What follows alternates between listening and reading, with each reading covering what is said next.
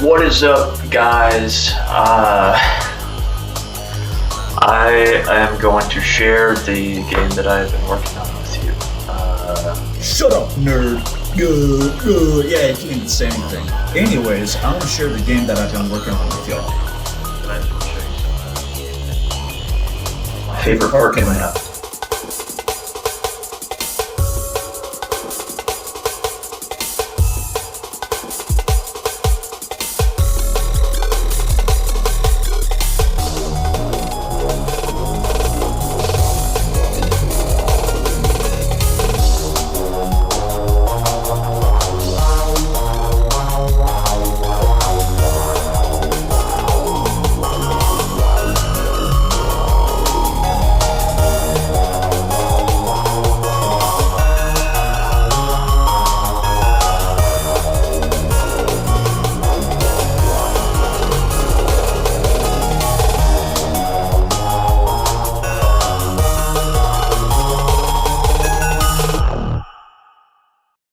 Simulation successful.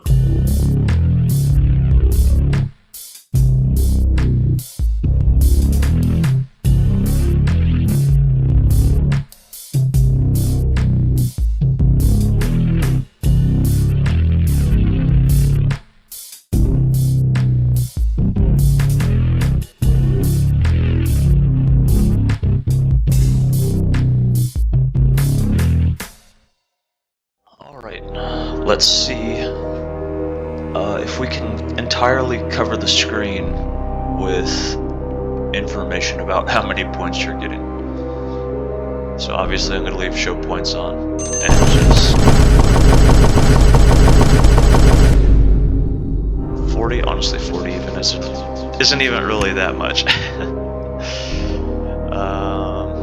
Wait, why am I trying to show you how to fill up the screen? Well, I just think it's kind of fun to break the game, but also I feel like showing y'all how the game breaks by exploiting the mechanics also shows you how the mechanics work. And I am not really sure how to tell y'all how all the mechanics work other than just going like one by one, and that sounds pretty tedious and boring. So yeah, just, as stuff happens, I'll just explain the mechanics a little more in depth, and in the process, I'm gonna try and break the game. You may also be wondering what these points are and why there's like 4 different colors and 4 different numbers every time a piece of DNA hits something. Well, let me explain. This is Helen, and here is her Cybernetically enhanced cat called Kitty. She is running some biological simulations to help her know what sort of physical experiments to do. It helps save time, it's much more efficient, but it can be pretty complex and take a lot of resources computationally. Still far less than it would be to actually do all these experiments physically, but lining up the axes, X, Y, Z, all that. This is not just a normal biological simulation, actually. What happens is there are very many simulations run with the exact same starting conditions. Thanks to the powers of chaos, even though these initial starting conditions are essentially perfect, they're even just the smallest little bit of difference between these can create a huge difference. I'm sure y'all have heard of the butterfly effect, chaos theory, all that. Essentially, what happens is all these simulations are lined up.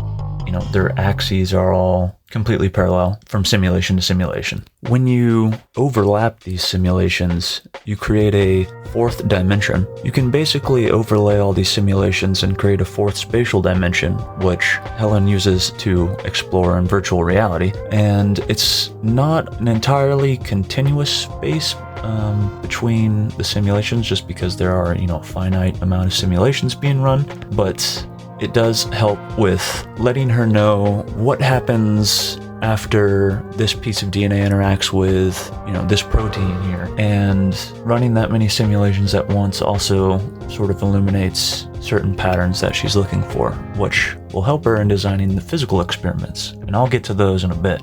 The more that these genetic material move along the same axis, whether it's the x-axis, y-axis, or just following the same Velocity vector. it creates a richer four-dimensional space that can be explored in virtual reality, which makes finding patterns in the data easier. You may be asking why Helen needs to do physical experiments. Is it to cure cancer or some other kind of disease? Maybe Alzheimer's, treat cancer or cure cancer? No, it's actually because she's trying to create a hyperdimensional pet. And these simulations help her actually design the organs and tissues, cells, everything from the ground up. Because as far as we know, hyperdimensional beings don't exist currently, so you have to kind of invent them yourself. Now, I'm still working out all the details, but suffice to say, you'll be able to assemble DNA and play a little mini game that I think is really fun. It's an excellent way to enter a flow state. But anyways, you'll be able to assemble segments of DNA that you unlock by playing songs in specific simulated environments, and the DNA sequence will uniquely generate a pet. Alright. Nice on! Let's just... Oh, we already got the dopamine flowing. Let's just shoot him. Oh wow, look, you get to fire all the DNA and stuff. I just realized I'm gonna need a couple more perks to really make this synergy work. Yeah. The one that gives you points for hitting anything, and then also one that gives you points for GM collisions. So I want to show you what the control scheme is like, because I've never seen a control scheme like this for any other game. There are kind of a lot of buttons, 12, but I think it's pretty intuitive and straightforward. You know, there are 3 rows of 4. You've got the bottom, middle, and top rows. It basically works like any other vertical scrolling rhythm game, except there are 3 layers to it. So you've got the top row, middle, and bottom, and the notes for the top row are the notes that look like they're arrows pointing up. Makes sense. Likewise, the bottom row notes are the arrow that looks like it's pointing down. The middle is just a rectangle. And when the notes get down to what I call the fuzzy zone, you just have to hit the corresponding key. Now, I call it the fuzzy zone because I hate it in rhythm games when it's like, good, bad, okay, perfect. I hate that. I feel like I'm being judged, you know? And this is a no judgment zone. Like, I just want to flow with it while I'm playing. Like, you don't need to tell me that it was bad. I hit the note. It felt alright to me, so yeah. So really, as long as you hit the right key when the note is, you know, around the fuzzy zone, it'll count. There's no extra points for, like, super tight precision or anything like that. Now, what does matter is accuracy. If you miss a note or you hit a key when a note's not there, that will break your combo, which does affect the abilities that get triggered. There are small, medium, and large combos, and when you hit a certain number of notes in a row, it triggers that combo and whatever effect you have linked with it. These bars in the bottom left show you basically where you are in terms of, you know, your small, medium, and large combo. Whenever the bar fills up, the effect or ability that you have linked with that combo gets triggered. Small combos affect the GM's velocity. Medium combos typically affect the direction that the GM goes. For example, they could be directed to hit something that'll give you more points. Large combos can have a wide range of abilities. Like, for example, later I'm going to use one that spawns a new GM every time it's triggered.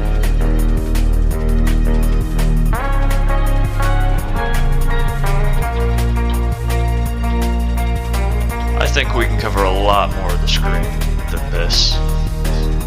You may also be wondering what this cube thing floating above the combo bars and points is. I call it the vibe checker. It basically gives you an idea of how well you're doing. You know, it starts out red, and then as long as you're getting points fast enough to have enough by the end of the song, it will get more and more blue. And if you're getting like so many points that you've far exceeded the target, it'll get like white hot. I really like the look of the effect in maps that aren't blue, you know, like this one. I have a heart map, which is the red one, and when it gets like white hot, it's like blue aura, and it lights up everything around it, and it looks really cool. Simulation successful. Simulation successful indeed. Okay.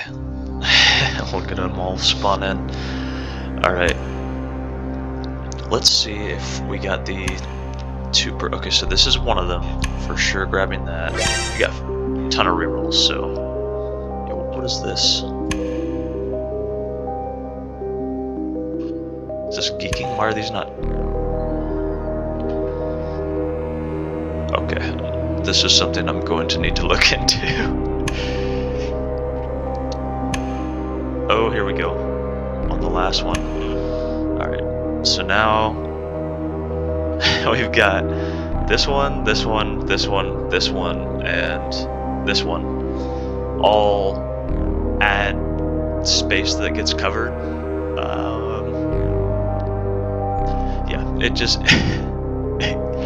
it gives you information on the points you're getting in reference to your alignment with an axis.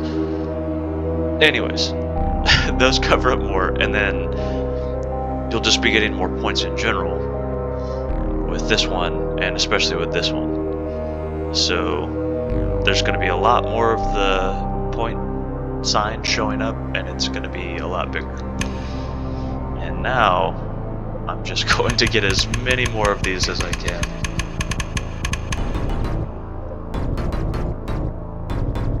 $64. Still not like a ton. Oh boy. This is the hardest song. If you can't tell by the note count, compared to the easiest song, which has the lowest note count. But obviously I'm going with this one. The screen is becoming slightly difficult to read.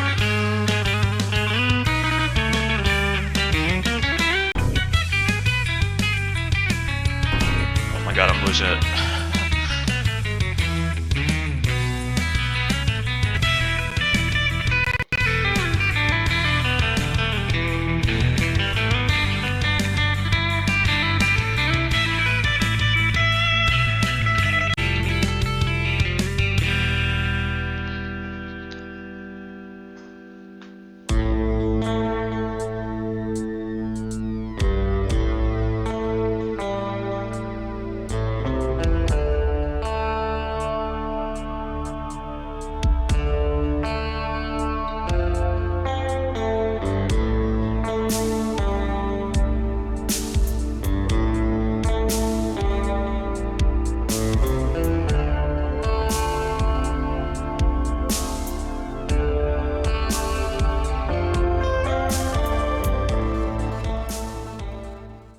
Yeah, you know, I think we can cover a lot more of the screen, honestly.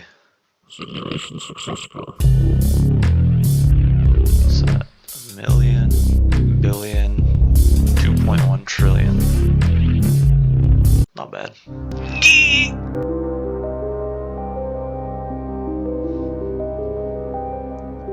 Yeah, I don't know why, I just kind of started doing that now. No, no, no, no, no, no, no! Wait, wait, wait, wait! Wait, wait, wait, wait, wait!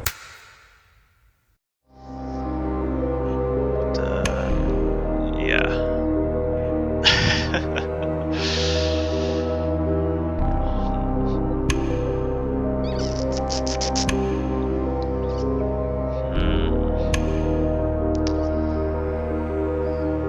I do know of a way to get a lot more just stuff on screen, but it might break the game.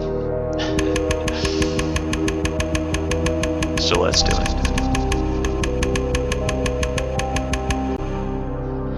Yeah, this is a good way to do it.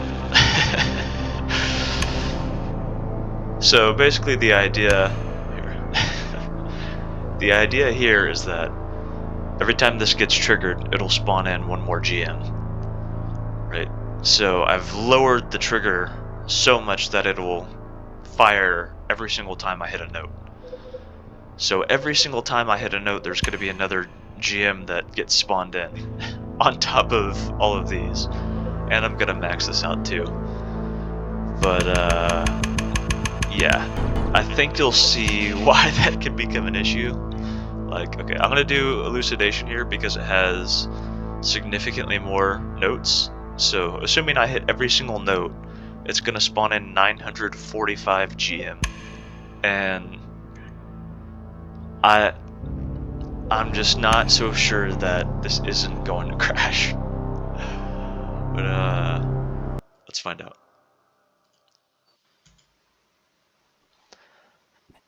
Try again. So all in all, it's going to be over 1,000 GM, and they're all going to spawn from where they're being fired from right now. I know you can't really see what's firing them. That's a work in progress.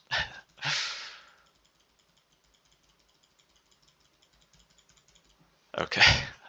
Oh boy. Okay. Goodbye frame rate.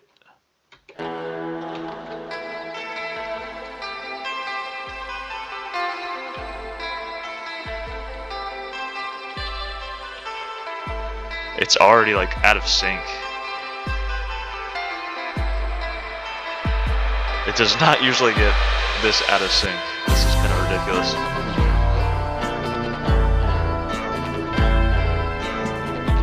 Okay, it's getting pretty full.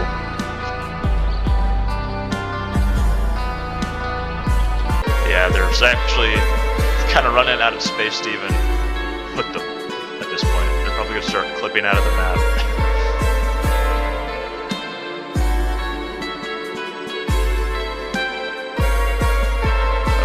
Oh yeah, okay, it's getting a little hard to see. Of course, made much worse by the fact that it's out of sync to begin with. I want to show y'all how ridiculous this is. Normally it takes hitting 100 notes in a row to trigger this bottom bar, but it's getting triggered so frequently that you can't even see the bar anymore. It's just kind of disappeared, and there's only the animation now. Actually struggling to see the notes now. I want to tell you all a little bit about how the scoring system works. It's kind of like Balatro, you know, it's this multiplied by that. The number on the left is basically the points you get for hitting notes, and the number on the right is pretty much the points that you get for DNA in actual simulation. That's what all these crazy numbers everywhere are. Those just get added to the number on the right. Somehow it's back in sync. That's not gonna stop me from missing though.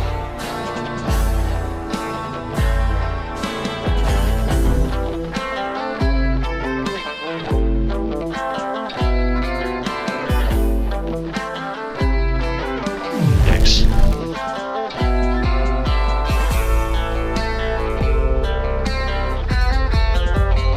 It's like a typhoon of DNA just spilling out over the left. Because that's where all the new ones spawn in, and then also, if any of them do clip out of the map, it respawns them there to like put them back in. So it's just constantly more and more spawning.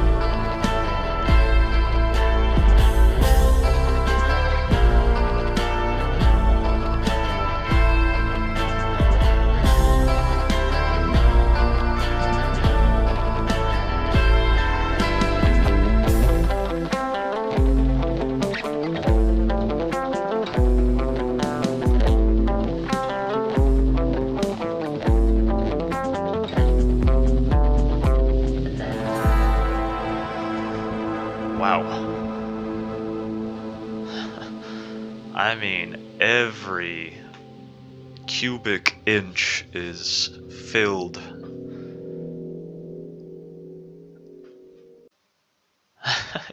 There's so much going on. Just a reminder that this is a valid playstyle. Simulation successful. Damn right it is. So there's still a lot that I want to talk about. Like, I didn't even mention my first-person real-time custom charting system that you can use to make your own custom charts, but that's probably going to be an entire video by itself. There's also the creature creator, I really didn't touch on that much. That's probably also going to be a video by itself, but honestly, the version of the demo that y'all can play right now doesn't really have that in it anyways, so there's other perks and mechanics, and I also don't think I really talked about ligands, which are kind of important, but... Did you see it? A strange translucent apparition can be seen next to the doorway. You know what? I don't need to tell y'all everything. Damn. If you're really interested, just, again, download my demo for free right now, and you can find everything yourself. It's a fun game, I promise. I love playing it.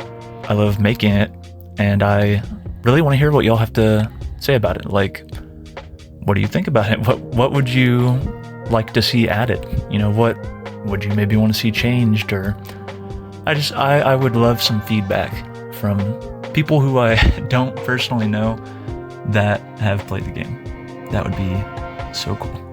Also, quick disclaimer, this is, you know, a pretty early build. This is my first, like, public release, so there's gonna be bugs, I'm sure.